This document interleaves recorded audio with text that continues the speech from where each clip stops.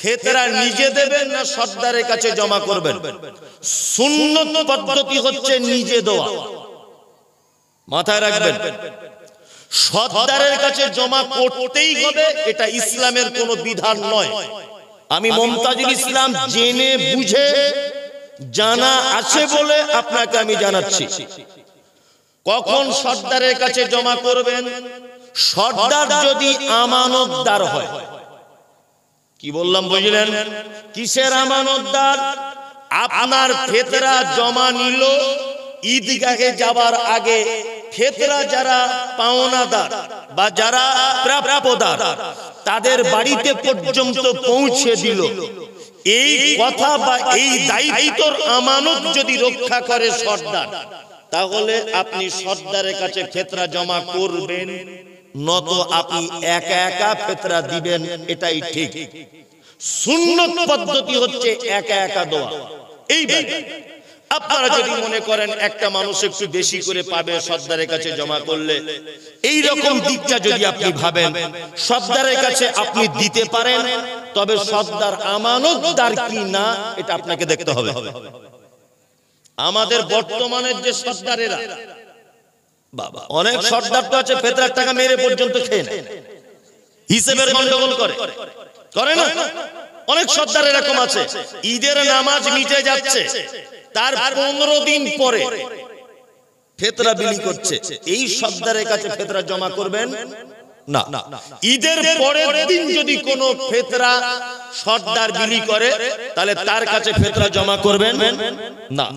আমানতদার যদি হয় সর্দার, ঈদের মাঠে যাবার আগে যদি ফেতরা বিলি করে, তাহলে আপনারা তার কাছে ফেতরা জমা করতে পারেন, এতে কোনো সন্দেহ নাই। সামান্য একটা হাদিস, আমরা সেই হাদিসগুলোকে মানতে পারি না, নিজের জীবনে বাস্তবায়ন করতে পারি? বলুন। আমি বলেছি নবীকে ভালোবাসার বহির প্রকাশ হচ্ছে উনি যেটা আদেশ করেছেন মেনে নেওয়া, যেটা নিষেধ করেছেন সেটা কি ছেড়ে দেওয়া, তাই না? তো নবীজি আদেশ করেছেন এরকম কিছু কথা বলবো? হ্যাঁ বলি। আর নবীজি নিষেধ করেছেন এরকম কিছু একটা হাদিস বলি, তাহলে ইনশাআল্লাহ আমরা দুটো হাদিস মেনে নেব ইনশাআল্লাহ। এক, মুহাম্মদ সাল্লাল্লাহু আলাইহি ওয়াসাল্লাম তিনি বলছেন, এক মুসলিম আরেক মুসলিমের উপরে 6টা জিনিসের হক রাখে। আরেকটা হাদিসে আছে 5টা, শায়েখ বসে আছেন, দুটোই সহিহ হাদিস, দুটোরই হাদিস সহিহ, 5টারও সহিহ, 6টারও সহিহ। আমি 5টারটা বলছি, ছোট ছোট, এগুলো আপনারা আমল করবেন ইনশাআল্লাহ। করব।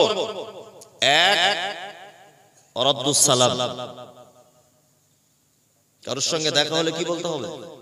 আসসালামু আলাইকুম। ইনশাআল্লাহ বলবো আজকে থেকে ইনশাআল্লাহ। Good morning, good evening, hi hello, কেমন আছিস, এসব চলবে না। দেখা হলে কি বলতে হবে? আসসালামু আলাইকুম। সবাইকে সালাম দেবে ইনশাআল্লাহ, শুধু বউকে দেওয়া যাবে না। বউকে দেওয়া যাবে সালাম? এই বউকে দেওয়া যাবে? এখানে একটা লোক আছে যে আমি আমার বউকে সালাম দিই। কে? তুই নতুন বিয়ে করেছিস বলে দিচ্ছিস, তোর আমি চিনি না, তোর জন্ম থেকে দেখছি তোকে আমি, তুই নতুন বিয়ে করেছিস এখন ওই জন্য দিচ্ছে। ওই রকম প্রেম কথা আমাদের সব পুরাতন হয়ে গেছে, খেপা কথা, নতুন নতুন।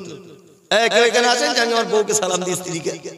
না, আমার স্ত্রীকে সালাম দেওয়া বিপদ। কি বললাম বুঝলেন? আমার মাদ্রাসাতে আনারুল গেছে, আমার মাদ্রাসায়, আমার মাদ্রাসাতে একটা বাংলা টিচার, তো ওকে বলছে তুমি তোমার বউকে সালাম দাও। তো যে হুজুর কেমন লজ্জা লাগে, আমি যে একবার দিয়েই দেখো কি হয়।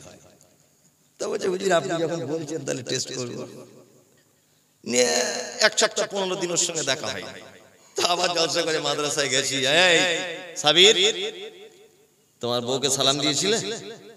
বলছে মৌলভী সাহেব সালাম দিও, এক বিপদে পড়েছি। যে কি বিপদ? বলছে আমার বউকে বলেছি আসসালামু আলাইকুম, আমার বউ দরজা খুলে বলছে তুমি কি আমার চিনতে পারছো না যে আমি তোমার বউ? বুড়ো বয়সে ঢং করে আবার সালাম দিচ্ছে, তুমি কি চিনতে পারছো না আমি তোমার বউ? সালাম দিচ্ছে কেন? তার মানে বুঝতে পারা যাচ্ছে যে আমাদের মাঝে এটা একটা রীতি যে পরিচিত কাউকে সালাম দিতে কি হয় না। ও তো ঘরের বউ, ওকে আর কি সালাম দিব? শুনুন, কিছু কিছু টিপস আছে যে টিপস গুলো নিতে হয়। যেমন আমাদের পাড়া গ্রামের স্বামী স্ত্রীতে একটু আধটু অশান্তি হয়, হয় না? হয়তো আপনি ওর বাপের বাড়ির ব্যাপারে একটু বিরুদ্ধে কথা বলেছেন, ও দেখবেন সারা রাত উল্টো দিকে শুয়ে আছে, এত ডাকছেন, এমন করছে মনে হচ্ছে আপনাকে মারলেও সুবিধা হয়। অনেক সময় এরকম ঝগড়া ঝামেলা হয় না, হয়। রাত্রে ঝগড়া হয়েছে, সারা রাত কেটে গেল, কেউ কারোর দিকে ফিরছে না, আবার সকাল হয়ে গেল, সকাল উঠে চা করো এরকম করছে, আবার ওর মেয়েকে দিয়ে বলছে তোর বাপকে বল চা খাবে কি জিজ্ঞেস কর, মানে ও নিজে বলছে না। এরকম অনেক সময় হয় না। নিয়ে যেদিন দেখবেন রাতে ঝগড়া হয়েছে, দিনে ঝগড়া হয়েছে, সেদিন আপনি টার্গেট করবেন 50 বার ওকে সালাম দেব।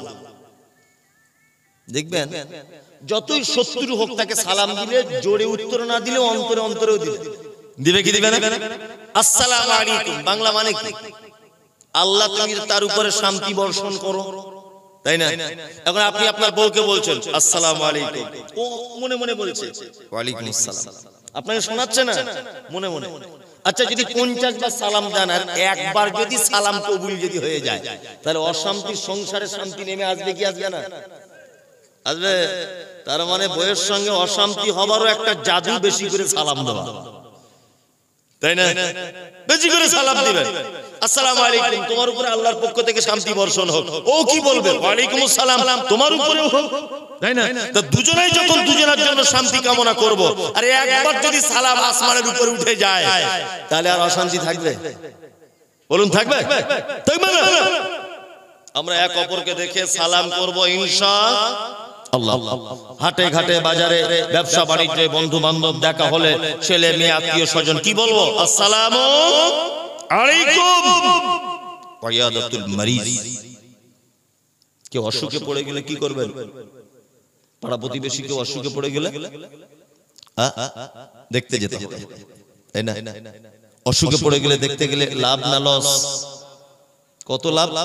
আল্লাহু আকবার। আপনাকে ছোট্ট একটা কথা বলে দিই, এই কথাটা আপনি আমল করার চেষ্টা করবেন। পাড়া দক্ষিণ পাড়াতে একজন অসুস্থ, আপনি গেলেন তাকে দেখতে, ভালো করে বুঝবেন। আপনি গেলেন, যাওয়ার পরে তার মাথায় হাত দিয়ে বলছেন লা বাসা তাহুরুন ইনশাআল্লাহ, চাচা তুমি টেনশন করো না, আল্লাহ তোমাকে ভালো করে দেবে। কোন ডাক্তার দেখাচ্ছ? না ফটিক ব্যানার্জিকে দেখাচ্ছি। ওকে বাদ দিয়ে দাও, আব্দুল্লাহ বলে একটা ডাক্তার আছে রায়গঞ্জে বসে, ওকে দেখাও। এরকম দুটো একটা পরামর্শ দিয়ে দিলেন। কি বললাম বুঝলেন না?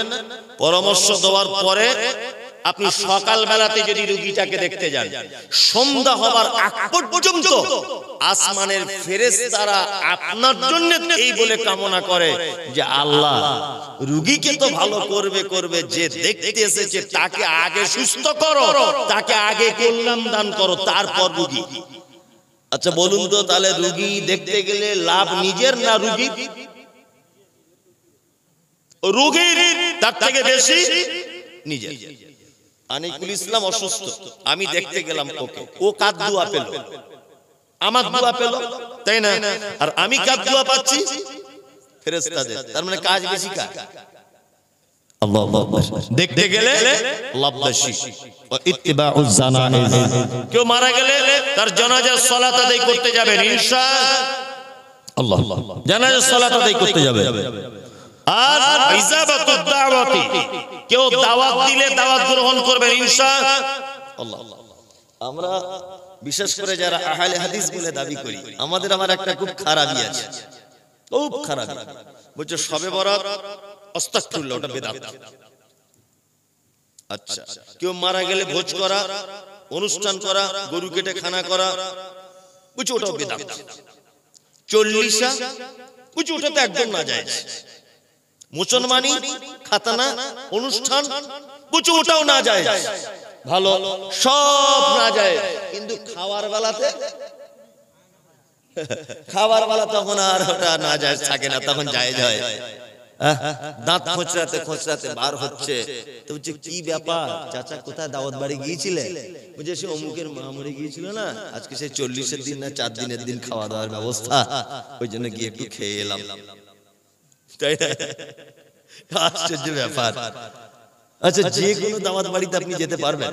আপনি তো মানুষ না? পৃথিবীর প্রতিটা প্রাণী তার রবের সিদ্ধান্ত অনুযায়ী চলে কি চলে না? চলে।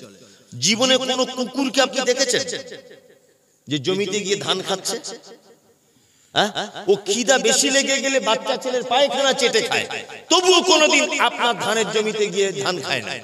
সবজির জমিতে সবজি খায় না, খায়। একটা গরু খেতে যদি না পায় শুকনো এই খেরগুলো খাবে, তবুও কোনোদিন আপনার বাড়িতে গোশত রান্না আছে হাঁড়ির ভিতরে গিয়ে কোনোদিন খেয়ে নেবে না। তার মানে আল্লাহ ওকে যেটা খেতে বলেছে ও সেটা খায়, আল্লাহ ওকে যেটা নিষেধ করেছে সেটা খায় না, তাই তো? কিন্তু মানুষ আল্লাহ যেগুলো নিষেধ করেছে সেগুলোও খায়, মুহাম্মদ সাল্লাল্লাহু আলাইহি ওয়াসাল্লাম যেগুলো নিষেধ করেছে সেগুলো খায়। একটা কুকুর আপনি 20 দিন তাকে খেতে দেবেন না, সে খাবে না। আপনি দুটো আলু কেটে তার সামনে দেন তো জীবনে খাবে না। একটা বাঁধাকপি ফুলকপি নিয়ে দেন তো খাবে? খাবে না। ও বাচ্চা ছেলে পায়খানা খাবে, কিন্তু ও ওটা খেতে পারবে না। তার মানে পৃথিবীর প্রত্যেক প্রাণী তার রবের নির্দেশনাবলিতে চলে, চলে না? কিন্তু মানুষ এত বড় বোকা যে আমরা রবের নির্দেশও মানি না, মুহাম্মদ সাল্লাল্লাহু আলাইহি ওয়াসাল্লামের নির্দেশও মানি না। কে এটা কি জিজ্ঞেস করছে? দাদা দেখুন, এসব জিজ্ঞেস করা উত্তর দেওয়ার মতো জ্ঞান আমার নেই। এখানে শায়েখ বসে আছেন, এটা আমার চরম বিয়াদবি। তারপরে আমি পড়ে দেখছি, আমার জানা থাকলে আমি বলবো, না তো বলবো। কি বললাম বুঝলেন? আসলে মানুষ এখন মনে করে যে বক্তা মানে পৃথিবীর সব থেকে বড় আলেম। কি বললাম বুঝলেন? আসলে বক্তব্য তো ভাই এটা কোনো ব্যাপারই নয়, যা থুতুনির জোর সেই বক্তা। কি বললাম বুঝলেন? ইলমিয়াত আলাদা আর বক্তা আলাদা। আসতে এখন তো যত বক্তা বেশিরভাগ সব নকল। আমি মনে মনে হাসি মাঝে সাঝে। হ্যান্ডবিলে লিখছে বদরুদ্দোজা নাদবির নকল, হ্যান্ডবিলে লিখছে নূর মোহাম্মদের নকল, হ্যান্ডবিলে লিখছে যে দেলার হোসেন সাইদির নকল। মনে মনে ভাবি যে এরা বক্তাই যদি নকল হয় ও সঠিক কথা বলবে কি করে? তো নিজেই নকল। এই মাঝে সাঝে ভাবি এটা। দেখবেন বক্তা বক্তব্য দিতে আসছে, ওই আব্দুর রাজ্জাক বিন ইউসুফ যা বলেছে ওই ক্যাসেটটাই শুনে এসে এখানে চালিয়ে দিচ্ছে। নূর মোহাম্মদ কবে ওইখানে বক্তব্য রেখেছিল ওইটাই মুখস্থ করে এখানে বলে দিচ্ছে। তা মনে মনে ভাবছি যে ও নিজেই যদি ডুপ্লিকেট হয় ও জাতিকে কি করে সঠিক কথা বলবে? আশ্চর্য ব্যাপার। আমার বেশি ইলমি আছে, তবে নিজে নিজে পড়ে বাংলা বই টই এটুকুনিকে পেপার পত্র পত্রিকা হাবিজাবি পড়ে জ্ঞান অর্জন করে নিজের জ্ঞানের উপরে বলার চেষ্টা করি যে আমি যেটা বুঝেছি বাবা সেটা বললাম। কি বললাম বুঝলেন? আচ্ছা, এই জন্য বলছেন ফিতরা আদায়ের মাধ্যমে ও ফিতরা সর্দারের মাধ্যমে বন্টন করা কি বাধ্যতামূলক? নিজের ফিতরা নিজে কি বন্টন করা যায়? এ ব্যাপারে বিস্তারিত কিছু বলবেন। আপনাদের এখানে কি হয়? সর্দারের কাছে জমা হয়? আচ্ছা, সর্বপ্রথম আমাদেরকে ফিতরার বিষয়টা জেনে নিতে হবে। সেটা হচ্ছে এই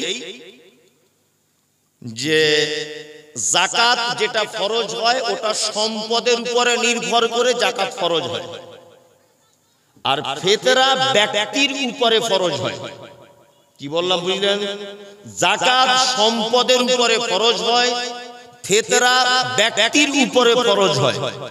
ঈদগাহে যাবার আগ পর্যন্ত যে শিশু পৃথিবীতে জন্মগ্রহণ করেছে তার ফিতরা দিতে আপনি বাধ্য। কি বললাম বুঝলেন? ফিতরা কি দিয়ে দেবেন? খাদ্যদ্রব্য দিয়ে দেবেন, চাউল, যেটা আপনার প্রধান খাদ্য, আপনি সেই খাদ্য দিয়ে ফিতরা দিবেন। এ কথাই চূড়ান্ত।